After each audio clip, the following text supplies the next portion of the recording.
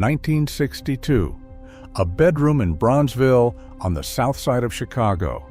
Saturday night before Easter, and a woman sits at the vanity with a torn bedsheet in her lap.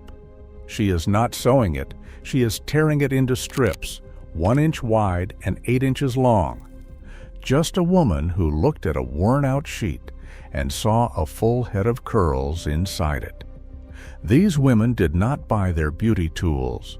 They built them out of what the house already had. And every tool they made has since vanished from memory, while the industry that copied them charges $40 for the same result. Number 15. The burnt cork eyeliner stick. Women burned the tip of a wine bottle cork or a large wooden kitchen match until it charred solid black. Let it cool for 10 seconds. Then drew a line along the lash line, slow and steady. The smell of the singed cork still faintly warm against the eyelid. The line was not sharp like a pencil. It was soft, smoky, a smudge that looked like it belonged there. The cork held between the thumb and forefinger like a piece of chalk. A box of Diamond brand kitchen matches cost 3 cents. The cork from the cooking wine cost nothing at all. The beauty industry now sells smoky eye kits for $20 to $40. The smudge was never a mistake they had to fix. It was the original design. But eyeliner was only one color problem these women solved without spending a dime. The lips were next. Number 14. The crepe paper lip and cheek stain. Women tore a strip of red or deep berry-colored crepe paper from the craft drawer, dampened it under the faucet, pressed it against the lower lip, and held it for 10 seconds.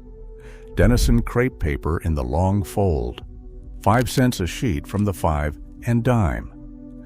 The dye bled through on contact, not paint bright, not waxy. A deep natural flush that looked like the color lived under the skin. Some women pressed it against the cheekbones too. One strip tucked back into the vanity drawer lasted weeks. This was not desperation. This was a woman who understood that color is color, no matter what surface it starts on. She was a chemist who never needed the title. The lips had color, the cheeks were warm, now the lashes needed lift. And the tool for that was already sitting in the kitchen drawer. Number 13. The warm spoon eyelash curler. A small metal teaspoon dipped in a cup of hot water from the kettle, dried quickly on a washcloth. The warmth tested on the back of the hand. Then the curved back of the spoon pressed gently upward against the upper lashes, held for 5 seconds, released. The lashes curled and stayed. No clamp, no pinch, no spring-loaded mechanism that ripped lashes out at the root. Eyelash curlers now sell for $8 to $15, and every woman who owns one has cursed it at least once.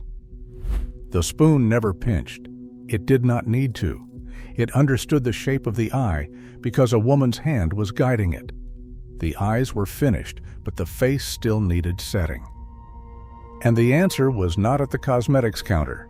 It was in the pantry. Number 12. The Argo cornstarch face powder. A cotton ball dipped lightly into the yellow box with the blue stripe. 10 cents. Patted across the forehead, down the nose, along the chin. The faint white dust disappeared into the skin within seconds. What remained was a matte, soft finish that held through a July church service in a sanctuary with no air conditioning. The same Argo box sat on the shelf between the flour and the baking soda. It thickened gravy on Monday, starched a collar on Wednesday, set a face on Sunday. 3 jobs, 1 box, 1 dime. Translucent setting powder is now a $15 to $30 cosmetics category. While most mainstream formulas rely on talc or silica, cornstarch is widely used as a natural alternative. Cornstarch solved the shine, but skin that was uneven or dark at the elbows and knees needed something sharper, something that stung a little. Number 11. The Lemon Wedge Skin Brightener. A lemon from the kitchen icebox cut clean in half. Rub directly on the knuckles and the elbow crease where the skin ran darkest. The acid sting on a hangnail or a fresh scratch. The way the juice dried tight on the skin if you did not rinse it. Some women mixed the juice with a spoonful of honey from the cabinet. Some used it straight on a cotton ball before bed. One lemon cost a nickel. It lasted 3 nights of application. Vitamin C serum is now the fastest growing category in skincare. $30 to $60 a bottle. The active ingredient is ascorbic acid. While lemons do contain vitamin C, their primary acid is citric acid, which is highly irritating to the skin when applied raw. 5 tools deep, and not one of them came from a beauty aisle. A burnt cork, a strip of paper, a spoon, a box of starch, a lemon. These women looked at the house the way an engineer looks at a parts bin. Every drawer had a prototype. Every shelf had raw material. The kitchen was not separate from the vanity. The kitchen was the vanity. Number 10. Frozen juice can curlers. Women saved empty frozen juice cans after breakfast, washed them clean, and rolled damp hair around them as large barrel curlers. Minute Maid or Donald Duck orange juice cans. The small 6-ounce size. 12 cents when the juice was bought. Free once the juice was gone.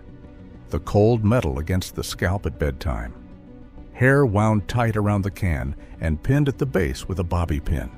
Nobody pretended sleeping on them was comfortable, but by morning the curls were wide and bouncy and full in a way no small plastic roller could match. Jumbo barrel curling irons now cost $40 to $60. The juice can gave the same circumference, the same bounce. It just did not come in a box with instructions. Large curls needed large tools, but finger waves needed something precise. Something that could hold a wet ridge of hair in place without slipping, without a single clip from the beauty supply. Number 9. Clothespin Finger Wave Clips. Wooden spring clothespins from the line Outback, the kind with the metal spring, not the single peg.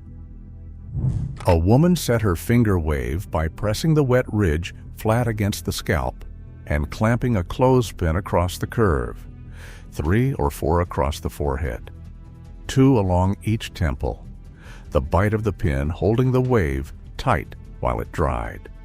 A bag of clothespins cost a dime.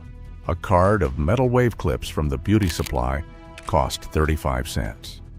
She chose the clothespin not because she could not afford the clip. She chose it because it gripped better, and she already owned it. That was not poverty. That was precision. The waves were set, the curls were formed, but none of it held unless the hair had something to lock it in place. And that setting lotion was not bought at a store. It was boiled on the stove. Number 8. Sugar Water Setting Lotion. 2 tablespoons of Domino sugar dissolved in a cup of warm water, stirred slow until clear, poured into a cleaned-out perfume bottle or a small glass jar, spritzed or dabbed onto each section before rolling. The faint sweetness in the air, the slight stickiness between the fingertips. Pin curls set in sugar water did not move. They did not droop in July humidity. They did not soften by noon. They held like architecture.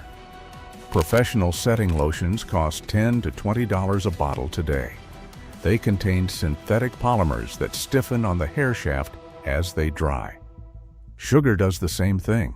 It always did the same thing. It just cost 2 cents a use. The hair was set. The face was powdered.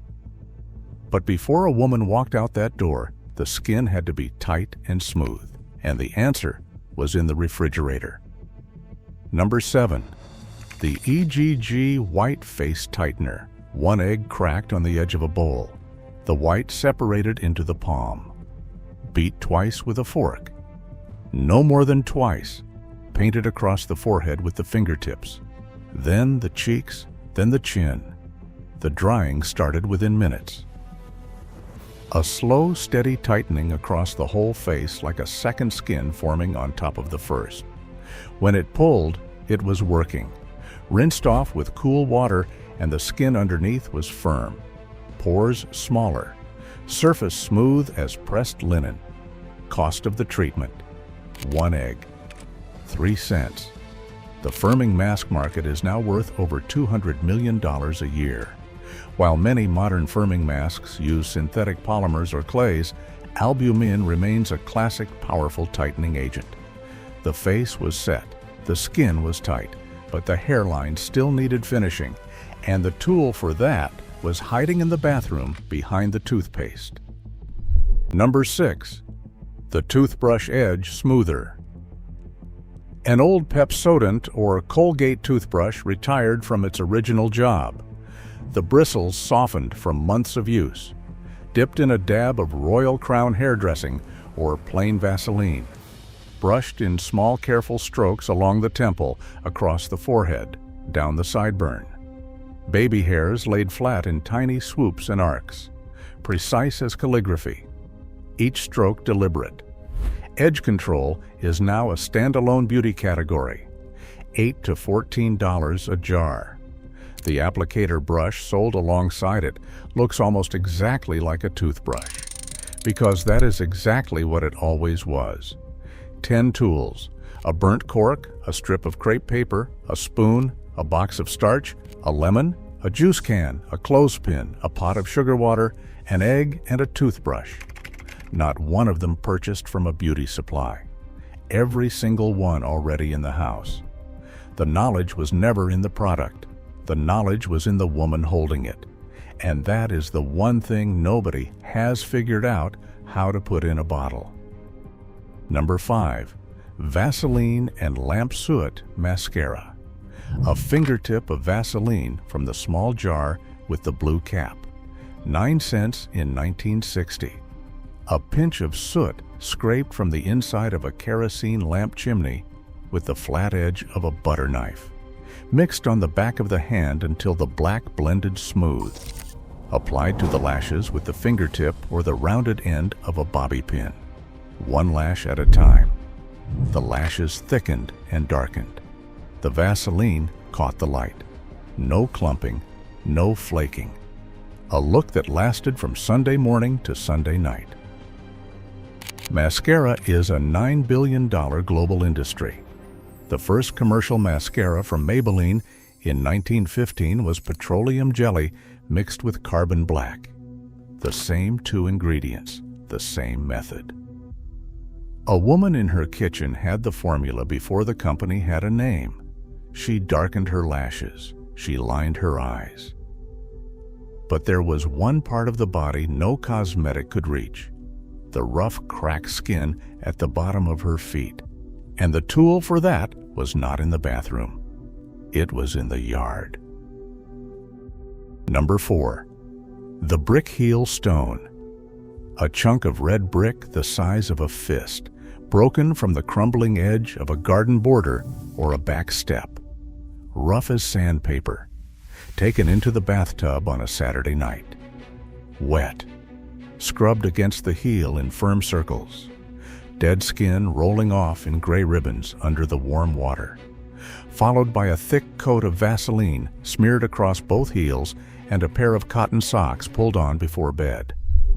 By morning, the heels were smooth. By Easter Sunday, they were ready for open-toed shoes without apology. Pedicure pumice stones now sell for $5 to $12 in the beauty aisle. The brick did not have a label. It did not need one. The heels were smooth, the lashes were dark, but there was one tool so small and so exact that it could do something no store-bought product could. Separate a single eyelash from the one beside it. Number 3. The bobby pin eyelash separator. After the Vaseline and soot mixture was applied, a DeLong bobby pin was bent open at the hinge. The rounded tip drawn gently through the lashes from root to tip, fanning each one apart. No clumps, no spider legs, just individual lashes standing clean and defined. The kind of look that seemed effortless because the effort was invisible. The bobby pin rinsed under the faucet and dropped back into the glass dish on the vanity. 10 cents a card, a fraction of a penny per use. Lash separator combs are now sold for $6 to $10 as specialty tools. They are a tiny comb with a handle. The bobby pin was a tiny comb without one. It did the same job for 60 years before anyone thought to package the concept. One bobby pin, one lash at a time. But the next tool was not small. It was not delicate. It was the size of a lunch bag, and it held an entire head of curls through the night without a single roller from the store. Number 2. Brown paper bag, hair rollers. A Piggly Wiggly or A&P grocery bag flattened on the kitchen table. Cut with scissors into rectangles roughly 4 inches by 6. Each rectangle rolled tight into a tube the width of a finger. Hair dampened with sugar water wound around the paper tube from the ends and rolled upward to the scalp. The ends of the paper twisted to hold. 15 to 20 rollers across the whole head, the paper rustling faintly on the pillow. A satin scarf tied over the top to hold them through the night. In the morning, the paper unrolled and the curl dropped free. Full, bouncy. Set without heat, without plastic, without a single product from a shelf. A grocery bag that carried dinner home on Friday carried her curls through church on Sunday. Nothing in that house was single purpose. Everything had a second life. Including the bag, it all came in. Every tool on this list was built from something the house already held. But there is one left, the oldest one, the simplest one, and the one no woman over 55 has ever forgotten. Number 1. Rag curlers torn from old bed sheets. A white cotton sheet with the center worn thin from years of sleeping. Pulled from the linen closet not to be thrown away, but to be torn apart by hand. The sound of cotton ripping along the grain. Long, clean strips, 1 inch wide, 10 inches long. Each strip placed at the tip of a hair section. The hair wound upward around the rag. The ends tied in a small knot at the scalp. 12 to 15 rags across the whole head. A daughter sitting on the floor between her mother's knees while the knots went in one by one. The gentle tug at the scalp as each one tightened, the soft cotton against the back of the neck. In the morning, each knot untied by hand, the strip pulled free, the curl falling heavy and perfect and bouncing when she turned her head. And every single curl had been set not by a tool from a store, but by a piece of cloth from a bed that had been slept in and worn through and loved past its useful life. The sheet was done, but the beauty still inside it was not. A mother's hands decided where that beauty went next. It went into her daughter's hair. It always went into her daughter's hair.